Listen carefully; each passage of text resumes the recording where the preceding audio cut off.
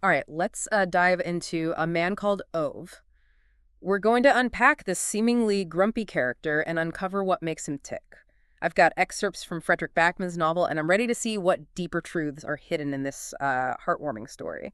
Yeah, it's fascinating how Backman uses fiction to explore these universal human experiences, right? On the surface, he might seem like your typical curmudgeon, but his story delves into some of the complexities of grief and the power of connection and the layers beneath a seemingly unapproachable persona. He's got a reputation. The book paints him as this hardcore rule follower, always on patrol. He's inspecting garages, scrutinizing parking permits, even getting worked up over misplaced recycling bins. What's driving this obsession with order? Well, it's not just about being a stickler for the rules.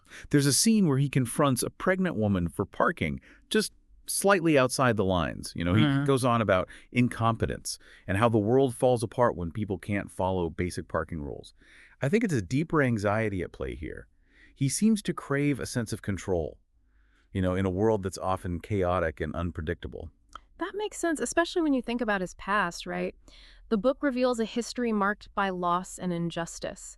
His father, a hardworking and honest man, dies in a tragic railway accident when Ove was just a teenager. Right, and that loss, it had a profound impact on him, instilled in him a deep sense of the fragility of life and the importance of upholding a strong moral code, just like his father. And it's not just his father's death either. He pours his heart into rebuilding his childhood home, only to have it destroyed by an insurance scam. And later, he's unjustly accused of stealing at work and loses his job.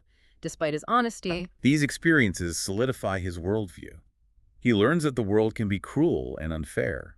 Makes you wonder his rigidity, his obsession with these rules, are a way of trying to create order, predictability maybe, in a world that has repeatedly disappointed him. his past definitely sheds light on his present, yeah. There's a particular anecdote about Ove's father that I found really powerful. The story about the stolen wallet. Oh yeah, absolutely. Ovia witnesses his father confront a co-worker who stole a wallet. Despite the risk of retaliation, Ove's father insists on returning the wallet. It's a crucial lesson about integrity. It's a powerful illustration of the values that Ove internalizes, the values he carries with him. It shows the depth of his moral compass.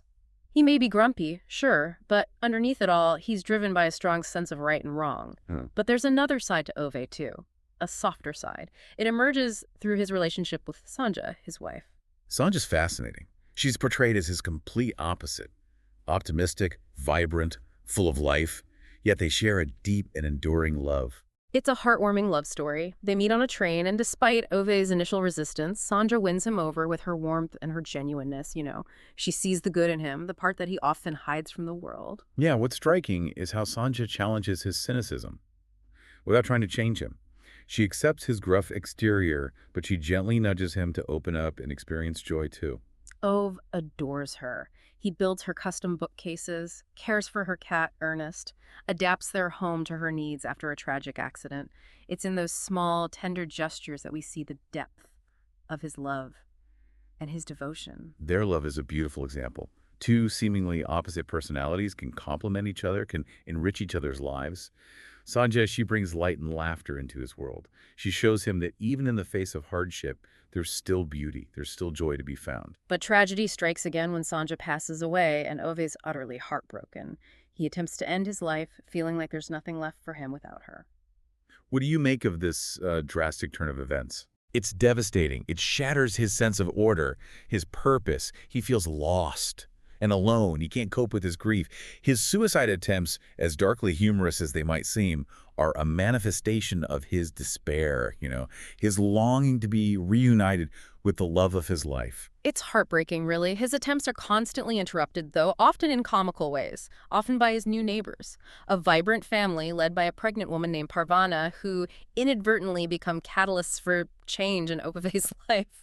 Parvana is an interesting foil for Ove. She's outspoken, persistent, and completely unafraid of his grumbling. She sees right through his rough exterior, senses the good heart beneath. Their initial interactions are hilarious. He reluctantly helps them with the trailer, they get into a parking space feud, he even ends up babysitting their daughters. It's like Parvana is determined to shake him out of his self-imposed isolation. And their dynamic is compelling. Parvana represents a new generation, a different way of looking at the world. She doesn't judge him for his grumpiness, but she challenges him to open up and engage with life again. And in doing so, she cracks open a door to his heart. It's amazing she manages to get under his skin, even makes him laugh sometimes. This unlikely connection. It makes you wonder if his gruffness is just a defense mechanism, a way of keeping people at arm's length. What about those acts of kindness we see from Ove? Those acts of kindness, they're crucial to understanding his transformation. They're glimpses of the compassionate man beneath the gruff exterior. For instance, saving a man who falls onto the train tracks, building a shelter for a stray cat that he initially tries to chase away, and even standing up to the blonde weed, a particularly annoying neighbor, to defend the cat. It is heartwarming to see those softer sides emerge. But what do you think motivates him to go out of his way to help others when he seems so resistant to connection? It goes back to that strong moral compass we talked about. Remember the story about his father returning the stolen wallet?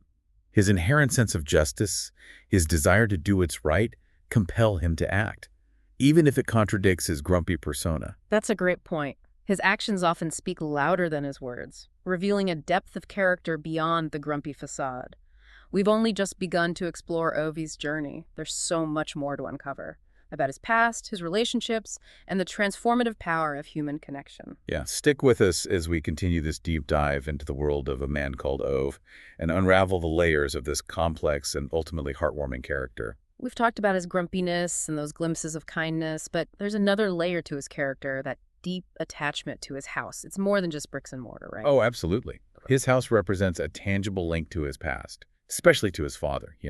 Remember how meticulously he rebuilt it after inheriting it, a testament to his values, hard work, craftsmanship, doing things the right way. And then to have it nearly destroyed by that insurance scam. It's like the world's conspiring against him, reinforcing his cynicism. Exactly. Feeds right into that belief that the world is rigged against those who play by the rules. And that's intensified when the council comes knocking, wanting to buy his land for new constructions. They claim it's progress for the greater good. But for Ove, it's another attack on his sense of order, an attempt to erase the past that he's clinging to. Like they're trying to bulldoze his memories along with his house. No wonder he digs in his heels and refuses to sell. He sees it as another battle against those faceless bureaucrats, the men in white shirts, who represent everything he despises. His resistance, it speaks to his deep-seated need for control, especially in a world that feels increasingly out of his grasp. But speaking of control, there's another constant we haven't touched on yet, his beloved Saab. The Saab. It's almost like a character in itself. We've talked about his obsession with rules and routines, but his attachment to that car, it goes beyond practicality. It's an extension of his identity, a symbol of his Swedish pride, and his belief in quality craftsmanship. You got it. Remember how he refuses to buy a new car after General Motors takes over Saab? He sees it as a betrayal of tradition, a sign that the world is losing its appreciation for things built to last. He's like, I'll drive this Saab till it falls apart, thank you very much. That stubborn loyalty. But the Saab also plays a role in some key moments of the story, too. Like when he uses it to rush Parvana's injured husband to the hospital. It's in those moments of crisis. His gruff exterior crumbles, revealing that compassionate man underneath. Yeah, absolutely. And then there's that scene where he reluctantly agrees to give Parvana driving lessons. The visual alone is priceless. Ove, the ultimate stickler for rules, trying to teach someone how to drive stick. It's a recipe for disaster. You can imagine him shouting instructions about the clutch and the accelerator, while Parvana's practically bouncing off the curb. It's a comedy of errors. But it's a testament to his evolving relationship with her, too. He's stepping outside his comfort zone, connecting with someone who challenges him in these unexpected ways. Speaking of unexpected connections, there's another pivotal relationship that emerges. His bond with Parvana's children. Initially, he sees them as a source of noise, disruption. But as he gets to know them, a different side of him emerges. He's a total softie with those kids. He reads them stories, albeit with the enthusiasm of someone reciting tax forms. He defends the 3-year-old when she punches a hospital clown trying to scam him. He even buys the 7-year-old an iPad, despite his general distrust of technology. It's like the children reawaken a dormant part of him, reminding him of a time when he was capable of experiencing joy, wonder, maybe, before life hardened his heart. I love that scene where the 7-year-old shows Ove a drawing she made of his house. A simple gesture, but it touches him. It symbolizes acceptance, a sense of belonging that he hasn't felt in a long time. It's a beautiful observation. And it's through those small acts of connection, both with Parvana's family and other neighbors, that Ove slowly begins to heal. He starts to see the world beyond his own grief, rediscovering his sense of purpose, a reason to engage with life again. There's a poignant scene. At the local cafe, Parvana and her husband are having coffee. A young, awkward teenager, one of Sanja's former students, comes in. He's clearly struggling.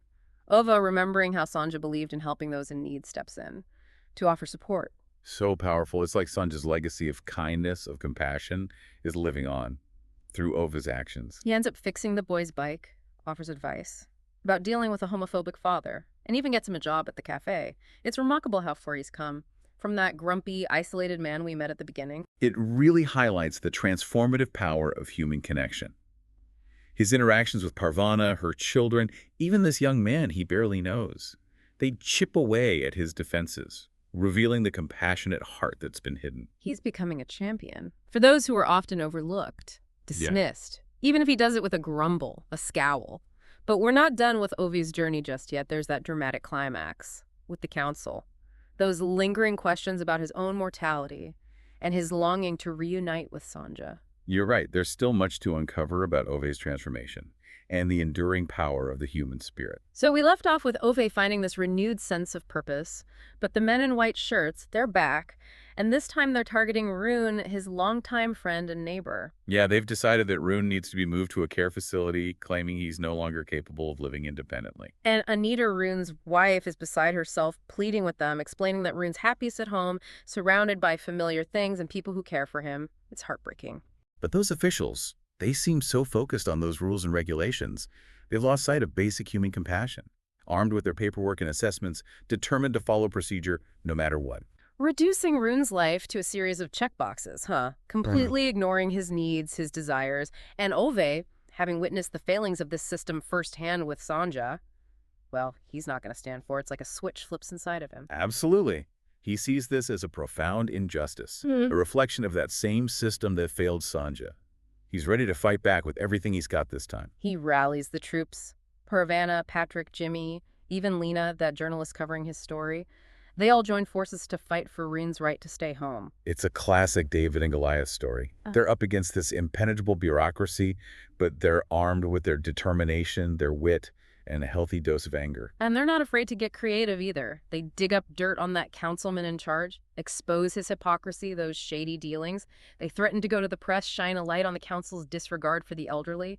What I love about this part is how it showcases the power of community. You're right. Ovu, who spent so much of his life isolating himself, finds strength in this unlikely alliance.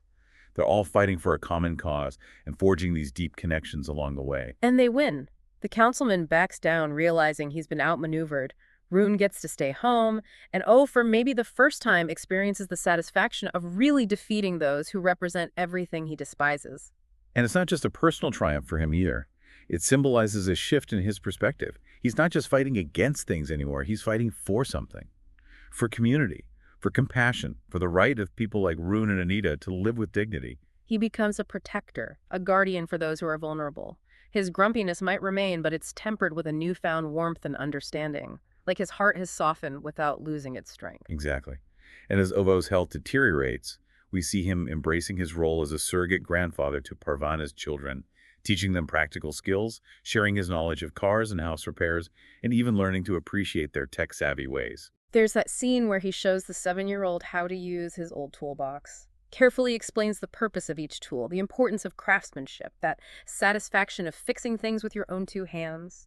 It's like he's passing on a legacy, not just of knowledge, but of values, a way of life. Such a tender moment.